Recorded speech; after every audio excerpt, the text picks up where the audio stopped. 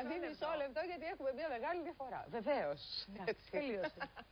Κανονίσαμε τώρα το πού θα κοιτάμε και πού είναι οι κάμερες που θα κοιτάμε. Και να σας συστήσουμε την Γεωργία καταρχήν. Καλημέρα. Έτσι, καλημέρα. Και την κυρία Κορίνα Φουρουτζοπούλου. Βέβαια, συντηρόδρομος. Πώς να το πω το Φουρουτζοπούλου σωστά. Καλημέρα σας και καλή εβδομάδα. Καλή εβδομάδα. Να μιλάμε στον ελληνικό, Κορίνα, πω Πυρίκα, Γεωργία. Ναι. Φουρουτζοπούλου μόνο να μην μου πείτε και θα κάνω... Εντάξει, πες Κορίνα και τελείωσε. Κορίνα. Η Κορίνα λοιπόν ήρθε κοντά μας σήμερα και μαζί της και η Γεωργία για να μας μιλήσει για το μόνιμο μακιγιάζ. Το μόνιμο μακιγιάζ για το οποίο πολλές απορίες έχουμε. Θα σας τις λύσω όλες. Ξέρουμε ότι ξεκίνησε από τη Λατινική Αμερική. Ξέρουμε ότι ήρθε σχετικά πρόσφατα στην Ελλάδα. Δεν ξέρουμε τι ακριβώς κάνει. Θέλετε να μας πείτε? Βεβαίως, θα σας πω. Λοιπόν, εδώ πέρα στην Ελλάδα. Σκέψτε να μας λέγατε. Όχι, δεν θέλω να σας πω. Ναι, αυτό δεν νομίζω ότι υπήρχε περίπτωση, αλλιώς δεν υπήρχε και λόγος να έρθω, νομίζω, σήμερα. Λοιπόν, το μόνιμο μακιγιάζ εφαρμόζεται εδώ και 15 χρόνια περίπου στην Ελλάδα, 10 με 15 χρόνια. Άρα δεν ξέραμε σωστά. Εγώ νόμιζα ότι είναι λιγότερα τα χρόνια. Απλά δεν είναι τόσο ευρέως διαδεδομένο. Τώρα, αυτό που μας προσφέρει είναι πάρα πολλά αυτά που μας προσφέρει. Μπορούμε από το να είμαστε μακιγιαρισμένες από το πρωί μέχρι το βράδυ, μακιγιαρισμένες όταν εννοώ μπορούμε να τονίσουμε τα χαρακτηριστικά μάτια, φρύδια και χείλια. Μόνο στα μάτια, στα χείλη και στα φρύδια μπορούμε να κάνουμε μόνιμο μακιγιάζ. Να το συζητήσουμε λίγο αργότερα τι άλλα πράγματα μπορούμε να κάνουμε, αλλά μπορούμε να τονίσουμε τα χαρακτηριστικά του προσώπου. Και όχι μόνο να τα τονίσουμε, αλλά μπορούμε να κάνουμε και διόρθωση. Δηλαδή σε κάποια σημεία κάποια κυρία μπορεί να μην έχει φρύδια καθόλου ή τα χείλια της να έχουν χάσει τα φυσιολογικά όρια. Εκεί μπορούμε με το μόνιμο μακιγιάζ να τονίσουμε τα χαρακτηριστικά και να διορθώσουμε. Πώς γίνεται αυτό το μόνιμο μακιγιάζ? Ο τρόπος που γίνεται είναι ξαδέρφια, μπορούμε να πούμε κατά κάποιο τρόπο, με το τατουάζ. Γίνεται όπως γίνεται ακριβώς το τατουάζ. Η διαφορά τους είναι ότι κρατάει λιγότερο χρόνο. Πόσο χρόνο δηλαδή? 3 με 5 χρόνια. Και αυτό το έχουμε κάνει επίτηδες έτσι, γιατί με τα χρόνια αλλάζουν τα χαρακτηριστικά του προσώπου και αλλάζει και η μόδα.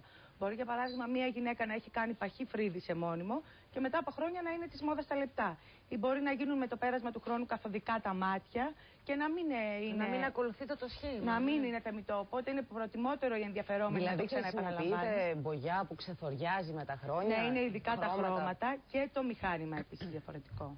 Τώρα όμως επειδή είναι τατουάζ μπορούμε να κάνουμε και στο σώμα κάποια σχέδια μικρά. Αυτό σημαίνει βελονιές? Βελονιές, ναι. Βελονιές είναι ένα μηχάνημα το οποίο έχει ναι μεν μία βελόνα στην άκρη του, αλλά είναι οι δονήσεις πάρα πολύ γρήγορες και είναι στην εξωτερική στιβάδα του δέρματος, γι' αυτό κιόλας διαρκεί 3 με 5 χρόνια. Και όταν ακούτε βελονιές μπορεί να σας έρχεται στο νου ο πόνος. Αλλά βάζουμε μία αναισθητική αληφή πριν, την οποία δεν αισθάνεστε τίποτα. Για να πείτε ότι πονάει. Και διαρκεί η διαδικασία πόσο καιρό, πόση ώρα? 1 με 1,5 ώρα. 1 ώρα. Για να τελειώσει τι? Για να τελειώσει τα χείλια. Τώρα ο τρόπος που γίνεται, κάνουμε με ένα δερματογράφο το σχήμα το επιθυμητό. Ανάλογα πάντα με το σχήμα του προσώπου, το χρώμα του δέρματος και των μαλλιών, γιατί δεν μπορεί μια ξανθιά να κάνει μαύρα φρύδια. Και κάνουμε το σχήμα ακριβώς που θέλουμε, τα χείλια, και από πάνω ζωγραφίζουμε, γράφουμε σιγά σιγά με το μηχάνημα. Και μετά από 20 μέρες χρειάζεται μια επαναληπτική για να ρετουσαριστεί το χρώμα. Μάλιστα. Γεωργία, να σε ρωτήσουμε, τι έχεις κάνει? Έχω κάνει τα μάτια εδώ. Το περίγραμμα των ματιών. Δηλαδή αυτό που βλέπουμε δεν είναι eyeliner, δεν είναι μολύβι. Είναι eyeliner, αλλά μόνιμο μακιγιάζ. Μπορούμε να το δούμε και το πρόσωπο της Γεωργίας λίγο καλύτερα, να το δούμε από λίγο πιο κοντά.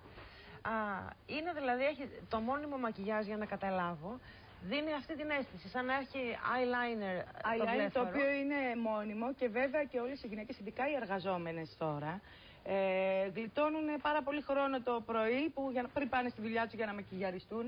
Επίσης και οι γυναίκες, εγώ αντιμετωπίζω στη δουλειά μου γυναίκες οι οποίες φοράνε γυαλιά και μου λένε δεν μπορώ, Κορίνα, να βάψω τα μάτια μου, γιατί φοράω γυαλιά. Επίσης το ίδιο και με τα φρύδια, γιατί για να βάψω τα φρύδια πρέπει να φοράω γυαλιά. Τα φρύδια είναι ακριβώς πάνω στα γυαλιά, οπότε εγώ τις απαλλάσσω από αυτό το πρόβλημα.